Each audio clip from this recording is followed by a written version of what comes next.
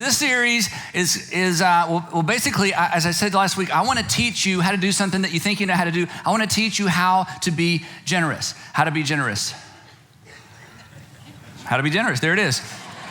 I want to teach you how to be generous. Now, not how to give. All of you know how to give. All of us are great, at random acts of giving, but I want to teach you how to be generous. And the fact that you're so good at giving is one of the reasons that many of us are not generous. And so this is not, I want to teach you how to do something. You know how to give. I want to teach you how to be something. And the fact that everybody gives masks the fact that very, very few of us are generous. And the reason we're not generous isn't because we're not good people. It's because no one ever taught us how to be generous. So when I say generosity, when I say generous, what do I mean? So here's my really clunky definition that I totally made up, okay? Here's our definition we're gonna work off of today and next week. Generous is the premeditated, that means you have a plan. The premeditated, calculated, that means you know the amount. Designated, that means you know where it's going. Emancipation, which is my favorite word of the definition, it means you're gonna set it free. We're gonna set your money free. You're gonna learn to set it free. Emancipation of personal financial assets. This is not a series about living a generous life with your time or your talent. This is all about your treasure. It's learning to be generous with your money. Now, here's what you know, then we're moving on. Persuasive people like me can get you to give and inspire you to give or even guilt you to give.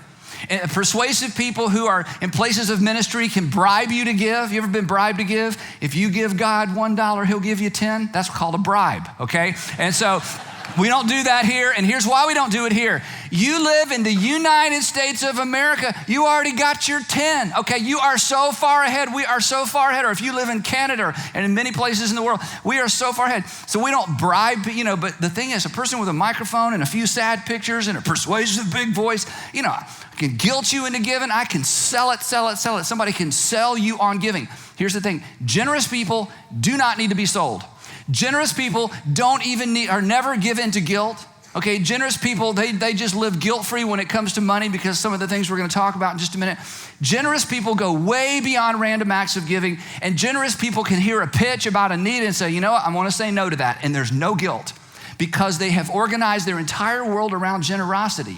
It's a completely different thing. They have a plan.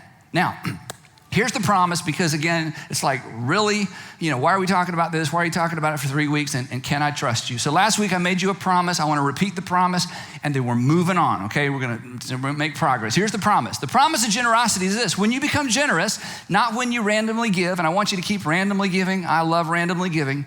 When you become generous, when you organize your finances around the idea of open-handed generosity, you will give more, but you will save more, and you will consume less. The only exception to this are those of you who are hoarding money. You have so much money hoarded because you are afraid of some eventuality and you don't have any peace financially, even though you have more money than the people on the first 20 rows combined, okay? You have as much money as the people in the first 20 rows combined, and you have as much worry and concern and anxiety over money as all the people on the first 20 rows combined, because having all that money hoarded has done nothing for your peace. But I promise you this, all the super rich people, if you will reorg your finances around generosity, you will give more.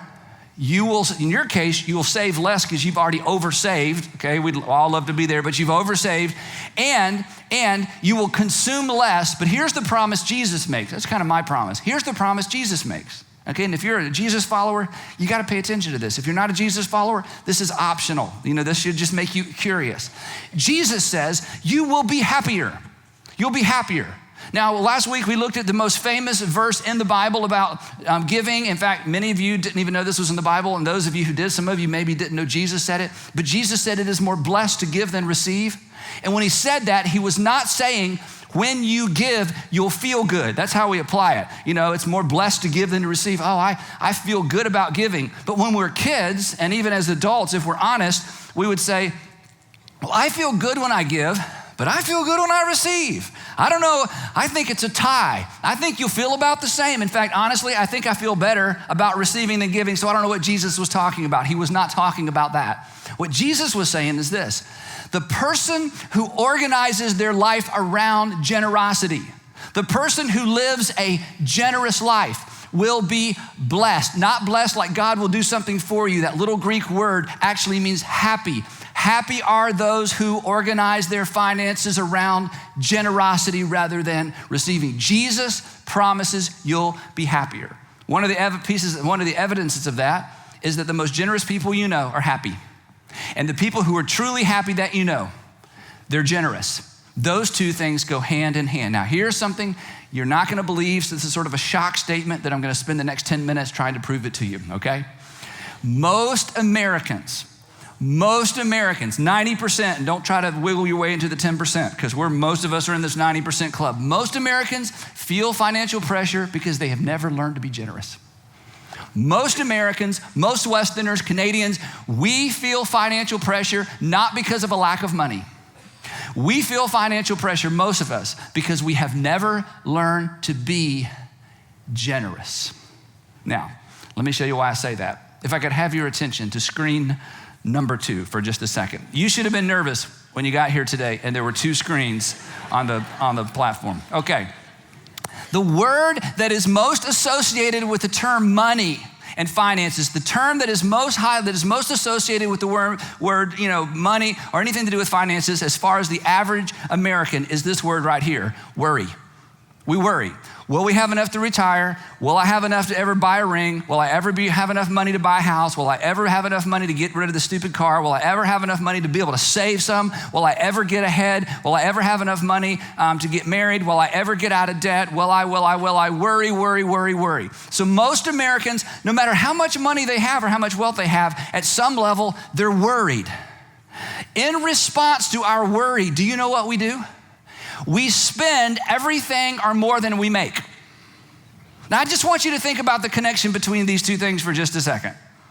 Oh, will I have enough? Will I have enough? Will I have enough? I know what I'll do. I'll spend everything that comes my way. Will I have enough? Will I have enough? Will I be able to retire? Can I afford to get married? Will I ever be able to move out of this house? I know what I'll do. I'll spend more than I make. That's what we do. And as a result, we end up with crazy debt. Dumb debt, silly debt.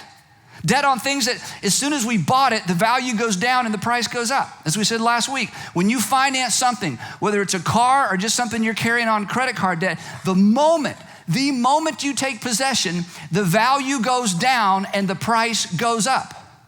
And then consequently, we have no financial margin. If you have no financial margin, if you have no financial wiggle room, you have something to worry about. And so what do we do as a result of our worry? We just spend as much as comes in or more. And then we have more debt. Then we have no margin. And then we're worried. And then we spend everything that comes our way or more. And then we have more debt. Round and round and round we go. This is the American way when it comes to finances. But it's worse than that. Think about this. Do you know what we worry about? If I could add a word. What we worry about, when I say worry, is we really worry about future consumption. So what do? We consume more than we can actually afford. And we end up with consumer debt. And then we have no margin for future consumption. The thing that drives this, and what I want to spend a few minutes trying to explain the best of my ability, what drives this is a mindset. It's a mindset. It's a mindset that says, if it comes to me, it's for me. I got to figure out how to take care of me. Now, let me ask you a few questions. Don't answer out loud. Don't raise your hand. No elbows, no whispering, okay? Think about this. How much more money would you need, how much more income would you need to stop spending everything you make or to stop spending more than you make? How much more? 10% more? 15% more? 20% more? What if you went to work tomorrow and you got a 25% raise? Do you think you would go home and say to your roommate or go home and say to your husband or wife or your parents, hey, I got a 25% raise. Now for sure, I won't overspend. I won't spend everything that comes my way. The answer to the question, how much money would it take for you to stop spending everything that comes in, is more money than you will ever get all at one time. Because over time, hopefully your income will increase. And as your income increases, guess what you do? You know this. You spend everything that comes in or more. Because this is not a money problem. This is a self-control issue. Let me ask you another question. How much more money would you need to make to quit using your credit card and carrying a balance? How much more money would you need to make to start paying cash for cars? How much more money would you need to make to quit leasing automobiles? How much money would you need to make to get completely out of debt and stay out of debt? 10% more? Nope. 15% more? Nope. Do you think anybody's gonna go to work tomorrow and suddenly get a 25% raise? Maybe you get another job, get a 15% raise. The answer is way more money than you're ever gonna get all at one time. So consequently, as your income goes up, so do your habits, your crazy habits. This is a contentment issue. It is not a money issue. Let me ask you a question. I've got a third question. How much more money do you think you would need to make to be able to have and create financial margin? 10% more? If suddenly you got a 10% raise, would suddenly 10% more money start showing up in savings? 15% more, 20% more? The answer is whatever your current habit is, it will continue as you get raises and as you make more money, because this is not a money problem. This is a discipline problem. This is a discipline issue. Now, question just for the Christians, okay? If you're not a Christian, you can play along because we're so glad you're here. We built this place for you, but I just want you to know, if you're not a Jesus follower, we would never expect you to do anything Jesus asked you to do. That's not really any of our business, but you're always welcome to play along. In fact, one of the great things about the New Testament is Jesus invited people to follow him who did not believe who he was. In fact, at the end, everybody missed it. When Jesus rose from the dead, there was no one outside the tomb going 10, 9, 8. Nobody believed. So there were a lot of people that kind of followed Jesus and they did not believe Jesus was who Jesus claimed to be. So you can play along even if you don't believe in Jesus. So let me just ask the Jesus followers a question. How much more money would you need to stop worrying about money? 10% more? 15% more? 50% more? The answer is none of those, because no matter how much money you make, I can show you someone who makes 50% more who still worries.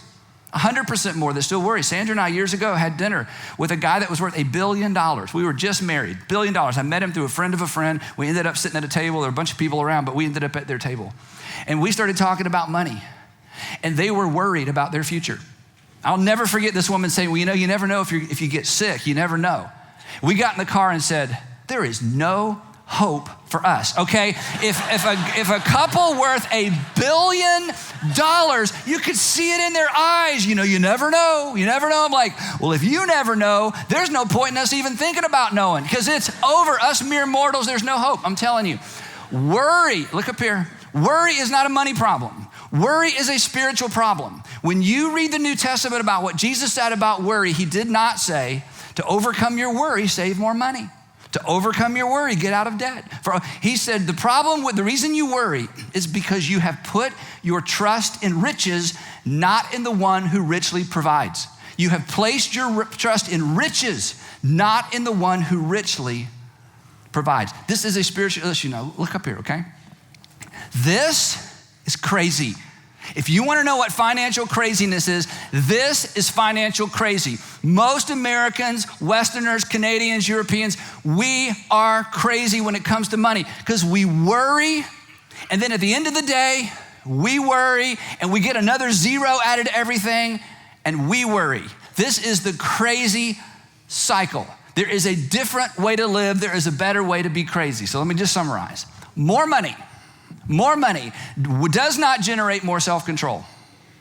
More money does not generate more self-control. You know people who are extraordinarily rich who have done extraordinarily dumb things because they lacked self-control. More money does not result in more discipline, and more money does not create more contentment. In fact, contentment is like an appetite. When you feed an appetite, it grows. Do you know why you're so discontent? Because you have so much. The reason you're so discontent with what you have is because you have so much. You say, no, if we could only, no, you're kidding yourself. As soon as you get to that only, there is another only and another if only, because it's an appetite. Feed an appetite and it grows. Money does not address discontentment, discipline, or self-control. If you are 20-something years old and you can get this through your mind right now, you will have so much more money when you are my age. And let me just say something to all the Christians and even the non-Christians. More money does not eradicate worry. Because worry is not about money. Worry is an entirely different thing. But the reason you think it's about money, and the reason you think discontentment's about money, and the reason you think self-control and discipline are about money is because you live in the world of crazy. You are on the crazy cycle. More money would just add another zero to your spending habits. More money would just add a zero to your debt, to your discontentment, and to your lack of margin. Generous people who have ordered their financial lives around generosity are not driven by this. They are not driven by what we call the consumption assumption. The consumption assumption is if it comes to me, it is for me. And if I'm in a really good mood, or if that guy shows me enough sad pictures, I might take some of what I had decided to consume on me and I might give it to you. And if I feel guilty enough, I might give you some. And if it looks like everybody else is pulling out their wallet, I don't want to be left out, I'll pull out mine. But I'm not going to give you so much that it impacts my crazy lifestyle and my crazy approach to finances. Now, if you're a Christian, are you listening? You got to listen to me, okay? If you're a Christian, Jesus calls that whole way of thinking. Jesus calls this, I don't care how few zeros or how many zeros. Jesus called this, it's a bad word, greed. That's Jesus' view of greed, was the assumption that it's all for my consumption. If your assumption is if it comes to you, it's for you, and if you're a generous person, you'll give some away, Jesus says you are greedy. And the problem with greed is you can't see greed in the mirror because we don't define it that way. I mean, when I say greedy, who do you think of? You think of some guy who's stashed away in his basement counting his gold. Nobody does that. Some woman at home, she's got all surrounded on her bed with her jewelry and her artwork and her stacks of cash, and she's just staring at it, just salivating. No, nobody does that. That's not greed. Greed is the person who has very little, who has a medium amount, and has a whole lot, who assumes it all belongs to them for them. That's what Jesus called greed. And do you know where greed leads? Greed always leads to worry, and greed always leads to discontentment, no matter how many zeros you tack on. Here's another thought.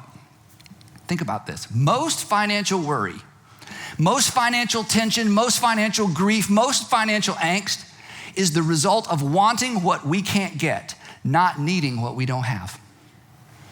Most of your financial angst is not needing something I can't get what I need. Most of your angst, most of your tension, it's all about you can't get what you want because you are living crazy.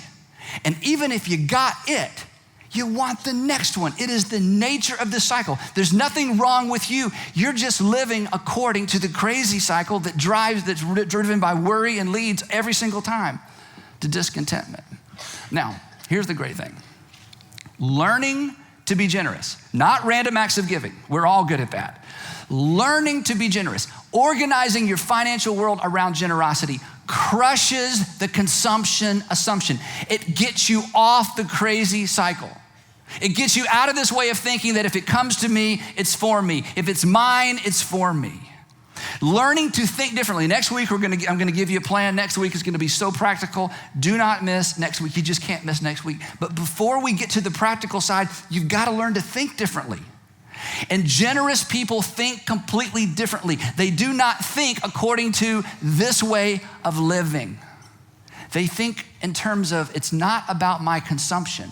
If it comes to me, it's not necessarily for me. They're able to break through this whole Western American, Canadian way of thinking that's all about consumption.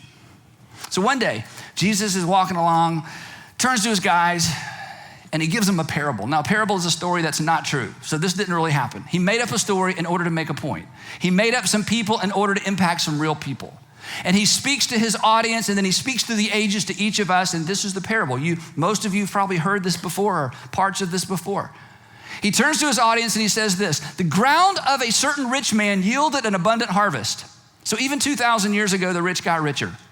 Jesus knew they would go, yeah, that's how it goes. The rich just get richer. A rich guy has like a bumper crop. He's got more than he's ever had before. And he thought to himself, he thinks just like we think. He thought to himself, what shall I do? I have no place to store my crops. I have so much stuff. I have to get a storage unit. I have so much stuff. We need to finish the basement. I have so much stuff. We need a bigger house. We need a second home. I've got so much stuff. What shall I do? Then he said, this is what I'll do. Look up here. Do you know what he did? He did exactly what he'd always done. What shall I do? I have more than ever. What did he do? Exactly what he'd always done. The more money you make doesn't mean you will change anything. You will continue to do exactly what you are currently doing. That's why if you are in your 20s, if you can get this right now, when you have a whole lot more income, you will continue to do what you are currently doing. And if you are currently doing the right thing, you win in the end.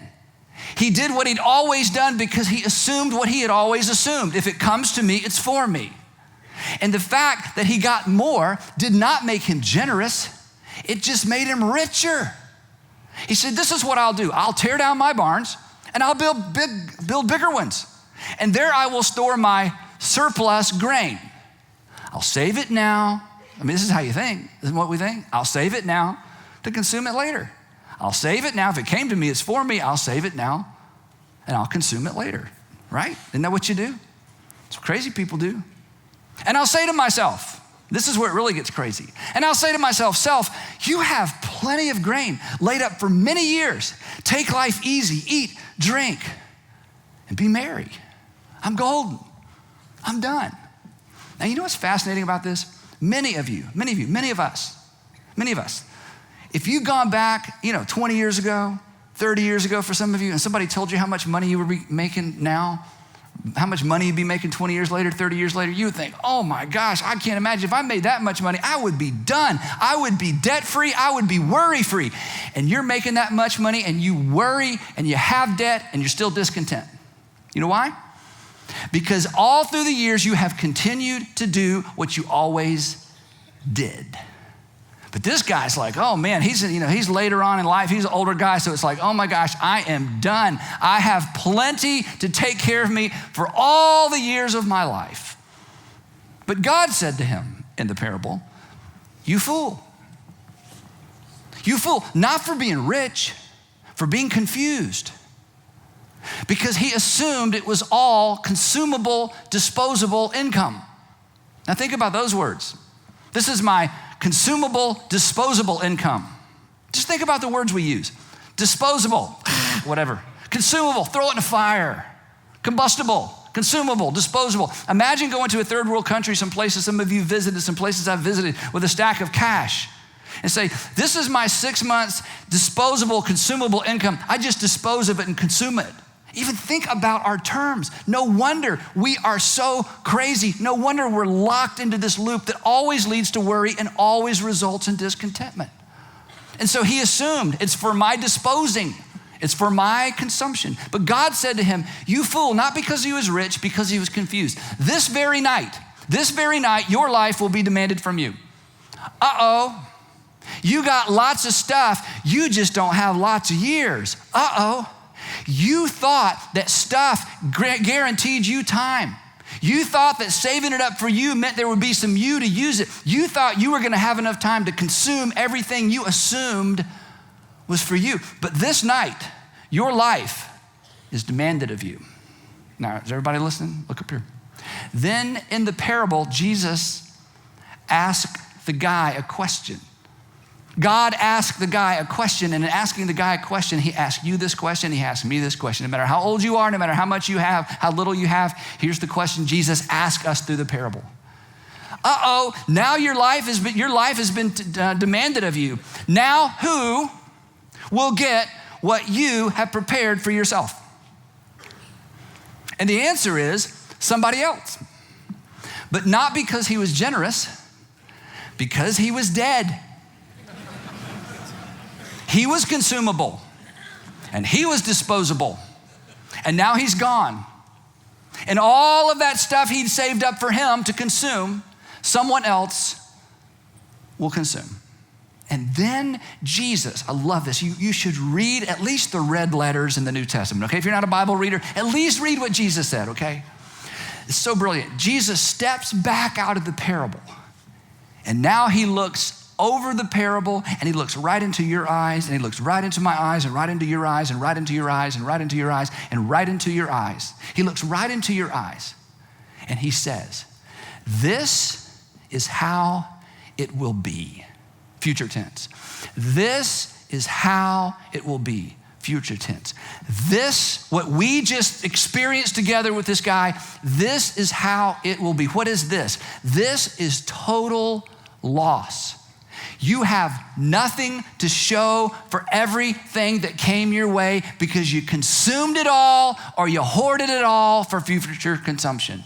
You consumed it all or you hoarded it all for future consumption because you were worried about the future, and yet somehow you were never content with what you had. Jesus says, I'm just telling you, this is how it will be for whoever. This is how it will be, total loss. This is how it will be for whoever, that's me and that's you, stores up things for themselves but are not rich towards God. You say, what does rich towards God mean? Does that mean my time? No. Jesus is very clear. Read it for yourself. Rich towards God is giving your stuff away. He could not be any clearer. How can I be rich towards you? Is it my prayer life? Nope. Is it being at church every Sunday? Nope. Is it serving? Nope. I mean, that's all good things. But if you want to be rich towards me, the way Jesus says be rich towards me, you give stuff away. Well, how can that be rich towards you? Because when you are rich towards the people I love the most, you're rich towards me. Would you like to be rich towards me, your pastor?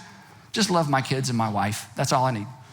If you're good for them, I'm good. In fact, I would rather you be rich towards them than me.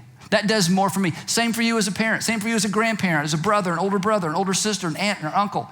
Hey, if somebody loves the people you love, it's like loving you. Your heavenly Father who needs nothing and owns everything says, as you are rich towards other, you are rich towards me, which Jesus defines as giving things away. Look at this. Generous people don't assume it's theirs to consume. This is the fundamental issue. This is the epicenter. This is the crosshairs. This is the thing. Generous people who have organized their lives around generosity, and people who begin to think generously. Doesn't matter what you have or don't have. This is a mindset.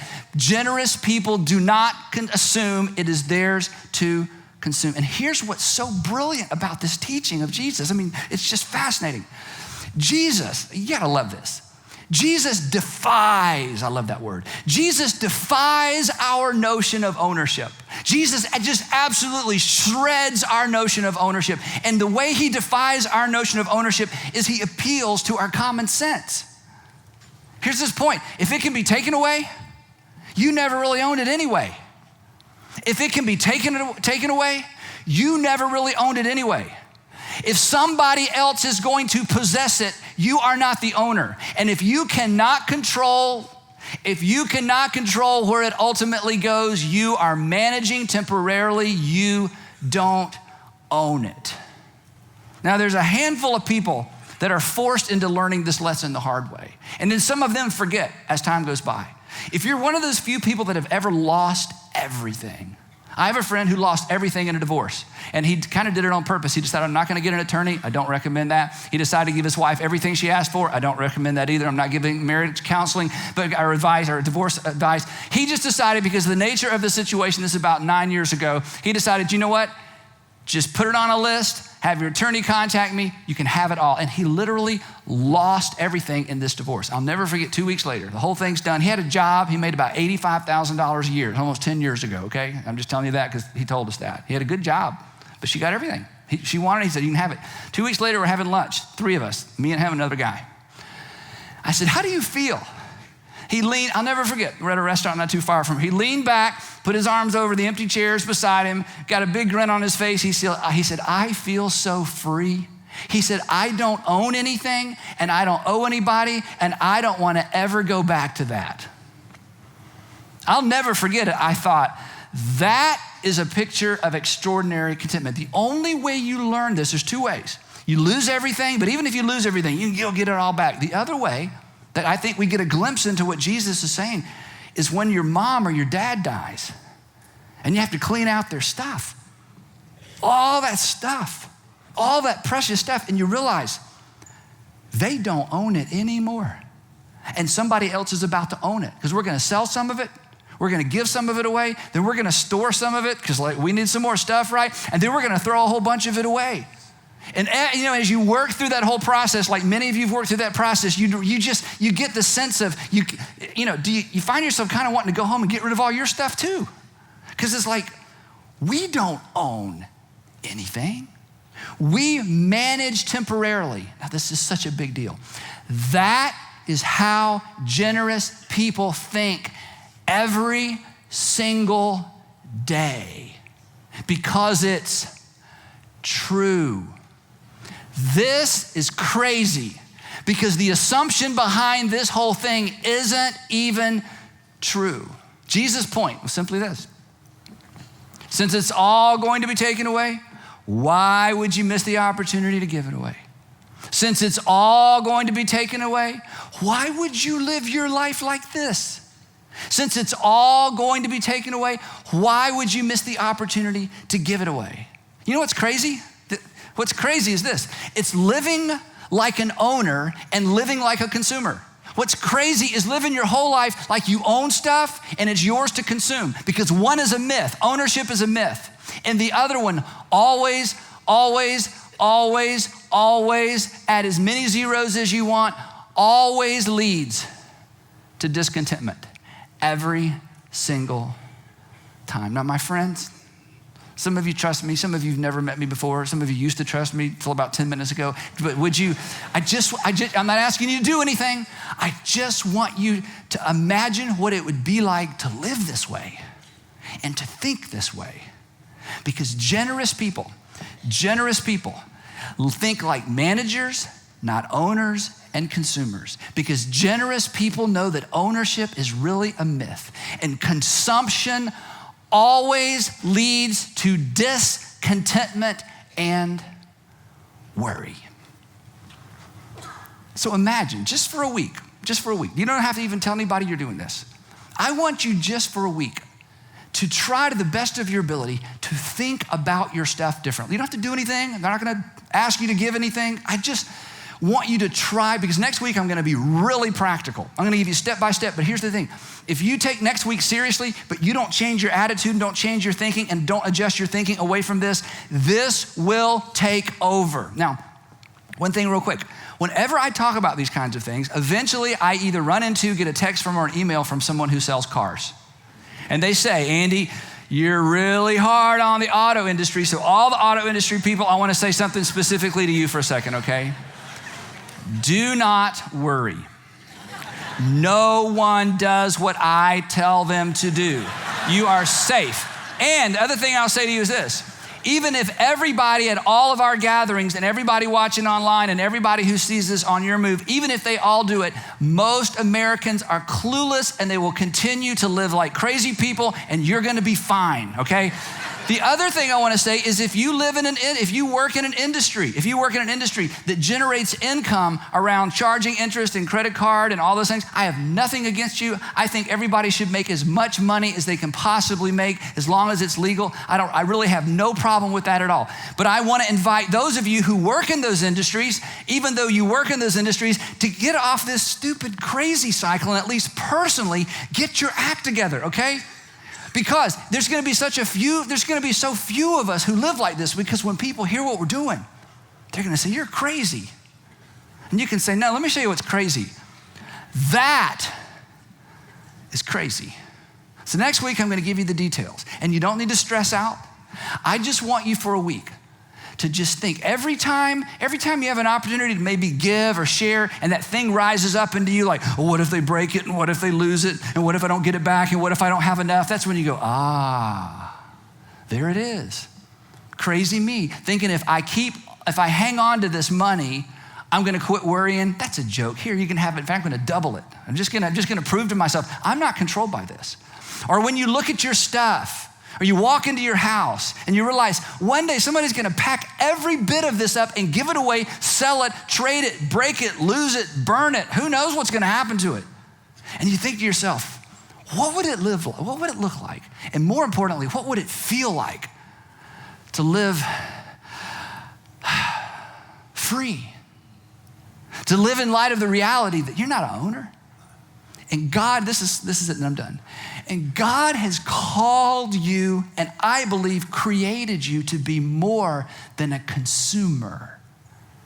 And it happens when you begin to organize your life, not random acts of giving, all for it. When you organize and center your life around generosity, you will be financially free. And then as God so blesses you, if God blesses you and adds a bunch of zeros, you know what you'll do? You'll do what you've begun doing. And you may become generous, but you don't have to do any of that. You can keep doing this if you want. You can keep doing this. You'll always worry. You'll always be discontent. I don't want you to live this way. I don't even think you want you to live this way. And there is another way. There is a better way. There is a better way of crazy.